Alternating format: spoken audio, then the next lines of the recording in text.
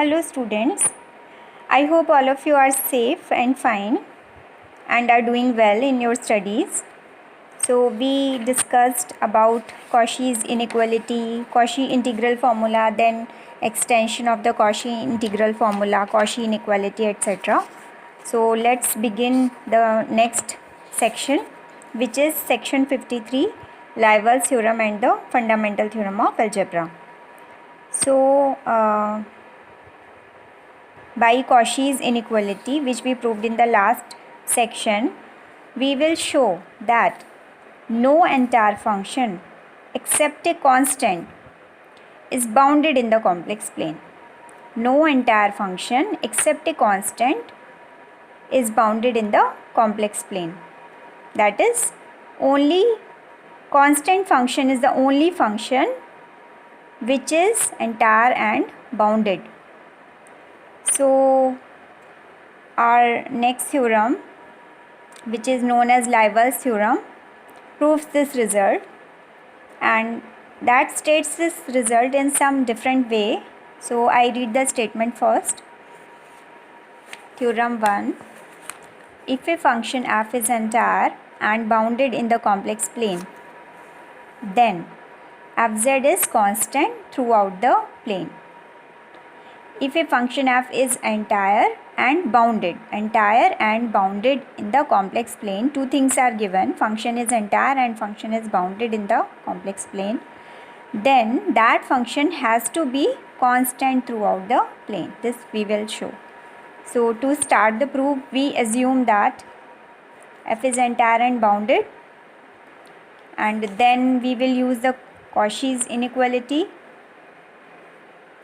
in the previous section, which states that if a function is analytic inside and on a positive oriented circle CR centered at Z0 and with radius capital R, and if capital MR denotes the maximum value of mod fz on CR, then mod fn Z0 is less than or equal to factorial n mr upon r to the power n.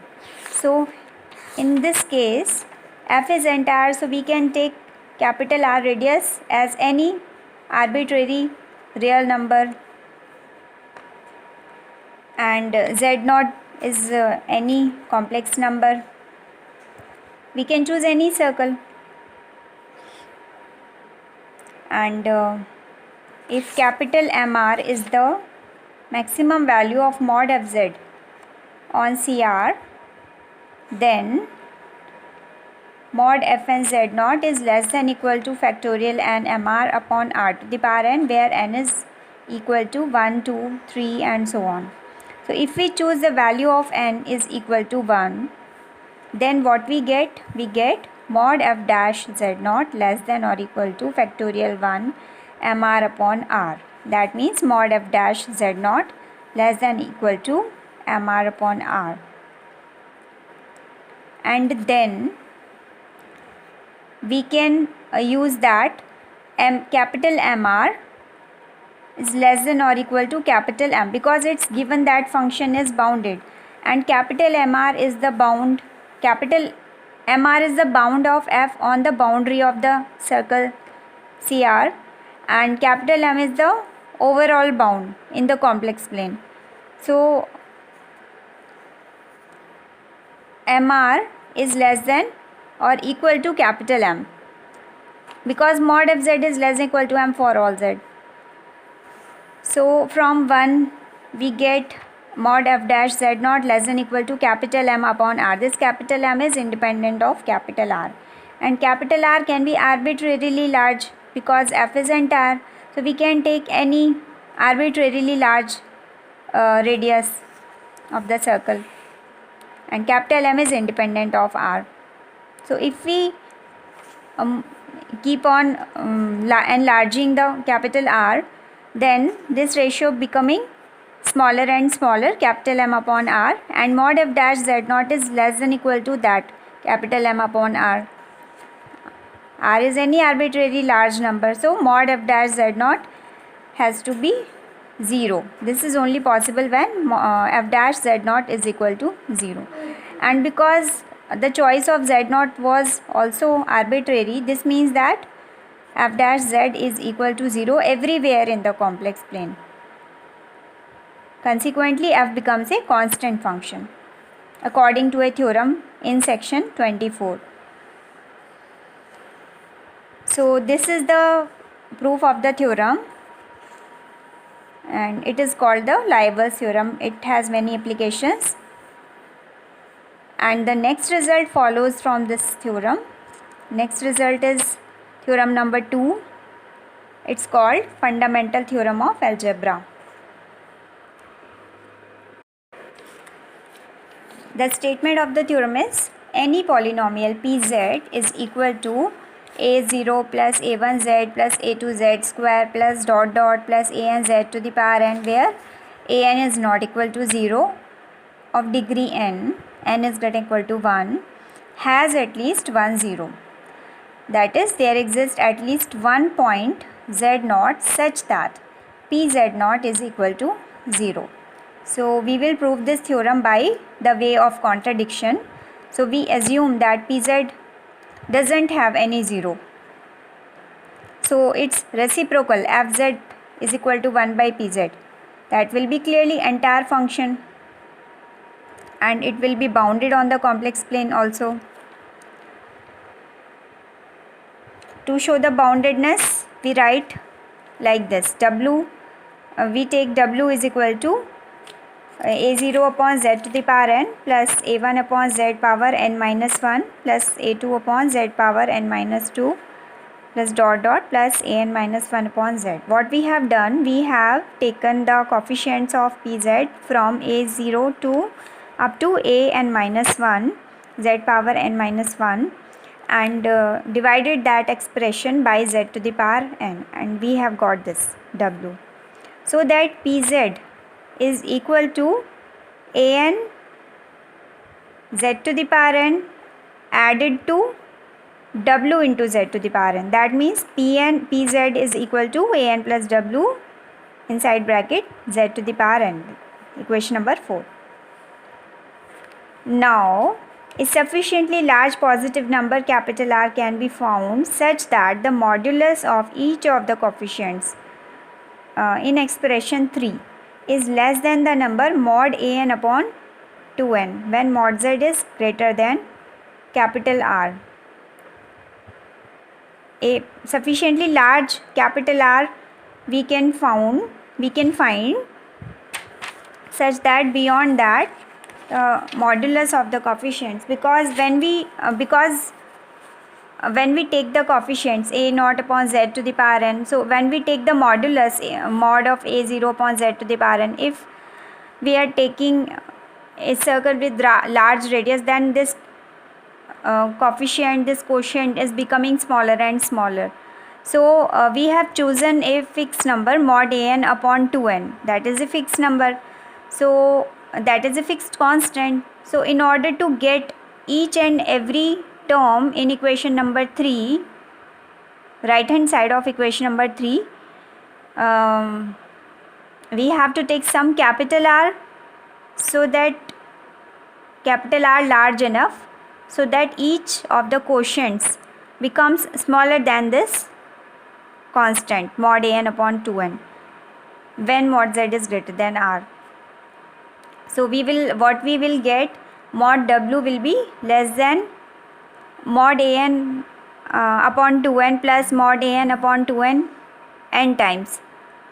So when we add, we get mod w less than mod an upon 2 whenever mod z is greater than capital R. Consequently, mod an plus w, it will be greater than or equal to mod of mod an minus mod w greater than mod an upon 2 whenever mod z is greater than R. Now we see that mod p n z, which is equal to mod an plus w mod z power n greater than mod an upon 2 into mod z power n greater than mod an upon 2 r to the power n, where mod z is greater than r. Then mod of fz, which is equal to 1 upon mod of pz, it will be less than 2 upon mod an upon r to the power n whenever mod z is greater than r. So f is bounded in the region exterior to the disk mod z less than equal to capital R. Because an is fixed, capital R is fixed, constant, so we are getting a constant on the right hand side, and mod f z is less than that constant, so it becomes bounded in the region exterior to the disk mod z less than equal to R. But f is continuous in that closed disk because it's given to be entire function. F is clearly entire, it was shown in the starting of the proof. F is entire, so f is continuous. F is continuous in that closed disk, but this means that f is bounded there too, because disk is bounded, continuous in bounded compact domain, so means that f is bounded. Hence f is bounded in the entire plane because it's bounded in the inside the disk, on the disk, and exterior to the disk. That means bounded in the entire plane. So it follows from Liouville's theorem that fz is constant because an entire bounded function has to be constant according to Liouville's theorem. So fz is constant, consequently pz becomes constant, but pz is not constant. Pz is a polynomial, it's not constant, it's not going to be constant, so it's a contradiction. Hence our assumption was wrong that pz doesn't have any zero, so it has at least one zero. This is the proof. Remark. Now we come to the remark. The fundamental theorem tells us that any polynomial pz of degree n can be expressed as a product of linear factors. Pz is equal to c mod into z minus z1, z minus z2, z minus dot dot z minus zn, where c and zk are complex constants. Explanation is that the theorem ensures that pz has a 0 z1, so it can be written like this: pz equal to z minus z1 into q1z. You can try this exercise, I leave it for you. This is exercise 9 on page number 180, so you have to try this. And q1z is a polynomial of degree n minus 1. Again, by same argument applied to q1z gives us that there is a number z2. q1z has at least one zero, so let's take it to be z2. So pz becomes z minus z1, z minus z2, q2z, where q2z is a polynomial of degree n minus 2. Continuing in this manner, we obtain pz equal to c into mod c into z minus z1, z minus z2, dot dot dot z minus zn. Some of the constants zk may appear more than once, then clearly it can have, and clearly pz can have no more than n distinct zeros. So this is all for today. This is fundamental theorem of algebra and its applications. If you have any doubts, any query, you can ask me, you can write in your comments. I will try to reply.